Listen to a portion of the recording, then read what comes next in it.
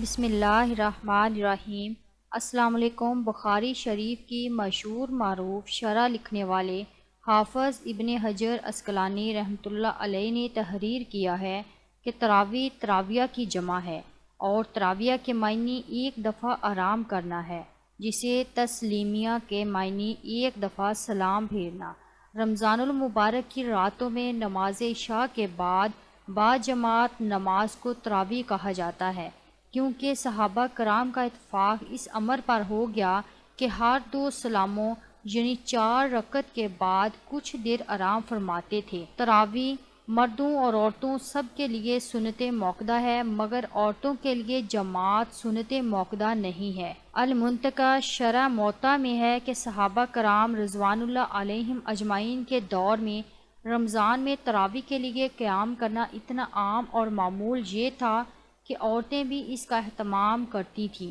اور اپنے گھروں میں ہی کسی قاری سے قرآن کریم سنا کرتی تھی۔ موطا الامام مالک میں روایت ہے کہ حضرت عائشہ رضی اللہ تعالی عنہا کے ایک معتبر غلام تھے، حضرت ذکوان، جو رمضان میں آپ کو تراویح میں قرآن سنایا کرتے تھے۔ خود امام مالک رحمہ اللہ کے بارے میں مروی ہے کہ آپ بھی حضرت عائشہ رضی اللہ تعالی عنہا کی پیروی میں اپنے گھر والوں کو گھر میں ہی تراویح پڑھاتے تھے،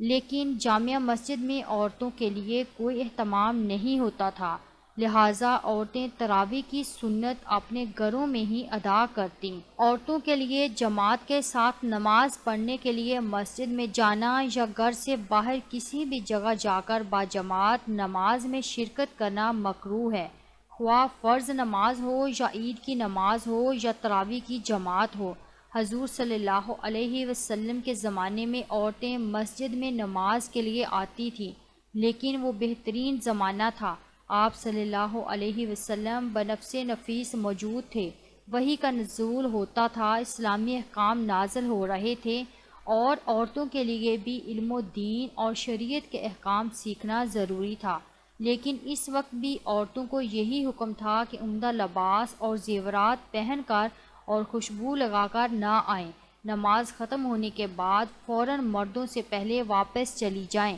اور ان پابندیوں کے ساتھ اجازت کے بعد بھی آپ صلی اللہ علیہ وسلم نے ترغیب نہیں دی کہ عورتوں کا گھر میں بھی اندر والے حصے میں نماز پڑھنا مسجد نبوی میں نماز پڑھنے سے افضل ہے، جبکہ امام خود رسول اللہ صلی اللہ علیہ وسلم ہوتے تھے۔ حضرت ام حمید رضی اللہ تعالی عنہا نے بارگاہ نبوی صلی اللہ علیہ وسلم میں حاضر ہو کر عرض کیا کہ مجھے آپ صلی اللہ علیہ وسلم کے ساتھ نماز پڑھنے کا شوق ہے۔ آپ صلی اللہ علیہ وسلم نے فرمایا، تمہارا شوق اور دینی جذبہ بہت اچھا ہے، مگر تمہاری نماز اندرونی کوٹھی میں کمرے کی نماز سے بہتر ہے، اور کمرے کی نماز گھر کے احاطہ کی نماز سے بہتر ہے، اور گھر کے احاطہ کی نماز محلے کی مسجد سے بہتر ہے، اور محلے کی مسجد کی نماز میری مسجد نبوی کی نماز سے بہتر ہے۔ چنانچہ حضرت ام حمید سعدی رضی اللہ تعالی عنہا نے فرمائش کر کے اپنے کمرے کے آخری کونے میں،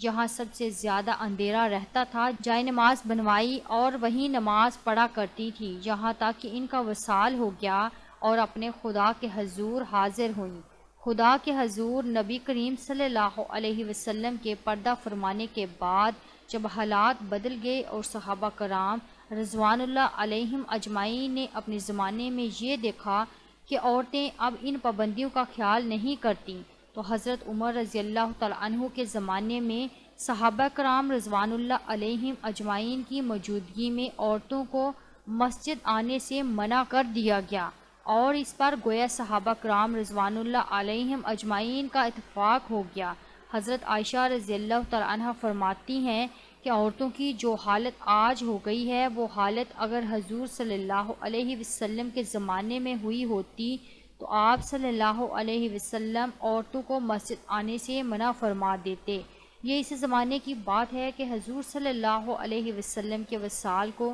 زیادہ عرصہ بھی نہیں گزرا تھا۔ ام المومنین حضرت عائشہ رضی اللہ تعالی عنہا نبی کریم صلی اللہ علیہ وسلم کا مزاج خوب سمجھتی تھی، اس لیے فرمایا کہ اگر آپ صلی اللہ علیہ وسلم کے زمانے میں عورتوں کی ایسی حالت ہوتی تو آپ صلی اللہ علیہ وسلم عورتوں کو مسجد میں آنے سے منع فرما دیتے۔ اس لیے موجودہ دور میں خواتین کے لیے یہی حکم ہے کہ وہ اپنے گھروں میں نماز ادا کریں، یہی ان کے لیے زیادہ اجر و ثواب کا باعث ہے۔ لہٰذا عورتوں کا گھر سے باہر جا کر مسجد یا کسی بھی دوسری جگہ اجتماعی تراویح میں شریک ہونا درست نہیں ہے۔ البتہ اگر اپنے گھر میں ہی تراویح کی جماعت ہو رہی ہو اور گھر کا مرد ہی گھر میں تراویح کی امامت کرے اور اس کے پیچھے کچھ مرد ہوں اور گھر کی ہی کچھ عورتیں پردے میں اس کی اقتداء میں ہوں، باہر سے عورتیں نہ آتی ہوں اور امام عورتوں کی امامت کی نیت کرے، تو اس طرح عورتوں کے لیے تراویح کی نماز میں شرکت کرنا درست ہے،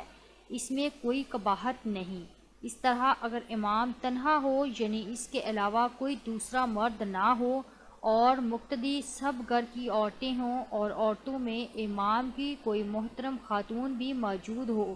اور امام عورتوں کی امامت کی نیت بھی کرے، تو اس صورت میں بھی تراویح درست ہے۔ گھر کی جو خواتین امام کے لیے نا محرم ہوں وہ پردے کا اہتمام کر کے شریک ہوں، لیکن اگر امام تنہا ہو اور مقتدی سب عورتیں ہوں اور عورتوں میں امام کی کوئی محترم خاتون یا بیوی نہ ہو، تو ایسی صورت میں امام کے لیے عورتوں کی امامت کرنا مکروہ ہوگا، لہٰذا ایسی صورت سے اجتناب کیا جائے۔ تراویح کی نماز رمضان المبارک کے مہینے میں عشاء کی نماز کے بعد اور وتروں سے پہلے باجماعت ادا کی جاتی ہے،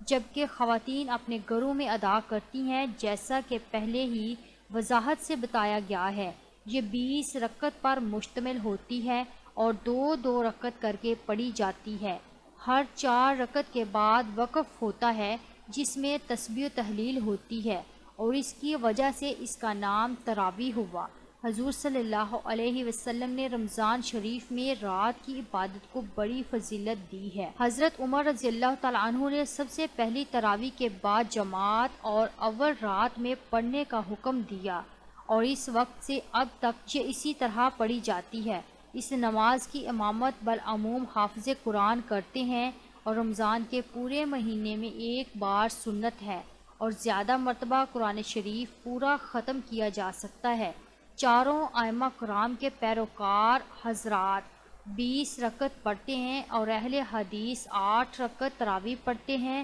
تراویح کے بعد وتر بھی باجماعت پڑھے جاتے ہیں۔ آئیے روایت کی روشنی میں سنت تراویح کی رکعات کی تعداد کو سمجھتے ہیں۔ نمبر 1، امام فخر الدین قاضی خان لکھتے ہیں کہ امام ابو حنیفہ فرماتے ہیں کہ رمضان میں ہر رات 20 یعنی 5 تراویح وتر کے علاوہ پڑھنا سنت ہے۔ نمبر 2، علامہ علا الدین کاسانی حنفی لکھتے ہیں کہ جمہور علماء کا صحیح قول یہ ہے کہ عمر فاروق رضی اللہ تعالیٰ عنہ نے حضرت ابی بن کعب کی امامت میں صحابہ کرام کو تراویح پڑھانے پر جمع فرمایا تو انہوں نے 20 رکعت تراویح پڑھائی اور صحابہ کی طرف سے اجتماع تھا۔ نمبر 3، امام مالک کے مشہور قول کے مطابق تراویح کی 36 رکعات ہیں، جبکہ ان کے قول کے مطابق 20 رکعات سنت ہیں۔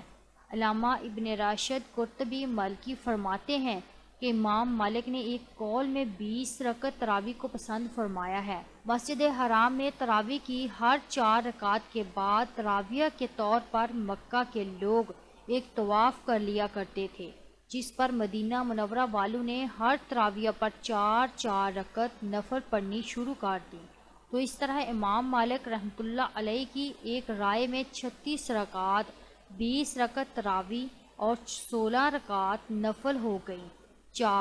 نمبر 4، امام شافعی فرماتے ہیں کہ مجھے 20 رکعت تراویح پسند ہے،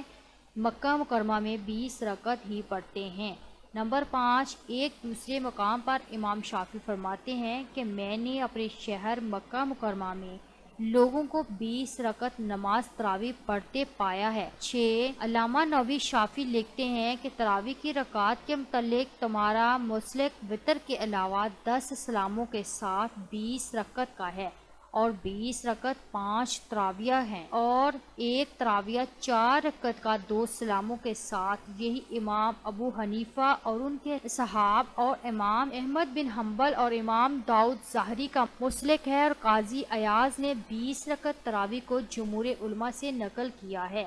7 فقہ حنبلی کے ممتاز ترجمان علامہ ابن قدامہ لکھتے ہیں، امام ابو عبداللہ کا پسندیدہ قول میں رکعت کا ہے، اور سفیان ثوری بھی یہی کہتے ہیں، اور ان کی دلیل یہ ہے کہ جب عمر فاروق نے صحابہ کرام کو ابی بن کعب کی اقتداء میں جمع کیا تو 20 رکعت پڑھتے تھے۔ نیز امام احمد ابن حنبل کا استدلال بھی روایت سے یہی ہے۔ ابن قدامہ کہتے ہیں کہ یہ بامنزلہ اجماع کے ہیں۔ نیز فرماتے ہیں، جس چیز پر حضور صلی اللہ علیہ وسلم کے صحابہ عمل پیرا رہے ہوں وہی اتباع کے لائق ہے۔ رہتی دنیا تک یہ قول رائج ہے کہ جس عمل پر صحابہ کرام رضوان اللہ علیہم اجمعین اور چاروں امام متفق ہوں جمہور عمل ہے اور درست عمل ہے۔ لہٰذا صلاۃ تراویح کی درست تعداد 20 رکعت ہے، جس میں ہر 2 رکعت کے بعد سلام پھیرنا اور ہر 4 رکعت کے بعد تسبیح تحلیل لازمی ہے۔ اللہ عز و جل سے دعا ہے کہ ہم سب کو ماہ رمضان المبارک میں خشوع خضوع سے اللہ اور رسول صلی اللہ علیہ وسلم کی اطاعت فرما برداری کرنے کی طاقت و توفیق مرحمت فرمائے، آمین یا رب العالمین۔